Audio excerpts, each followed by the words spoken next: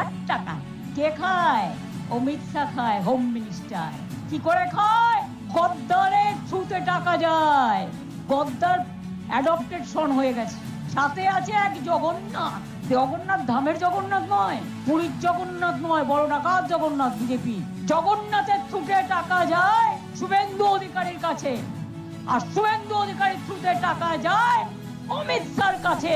শুনুন, আপনাদের ভাগ্য ভালো এখনো যে আমি চেয়ারে আছি বলে না ওই পেন ড্রাইভ গুলো বাইরে বের করে দিই না। বেশি লাগালে কিন্তু বলে দিচ্ছি, আমার কাছে সব পেন ড্রাইভ করা আছে। আমি কিন্তু ভান্ডা ফাঁস করে দেবো। আমি একটা জায়গা পর্যন্ত সৌজন্যতা মেনটেন করি, বাট মনে রাখবেন লক্ষণের সীমারেখা একটা আছে, দণ্ড কাটা একটা দণ্ডি আছে।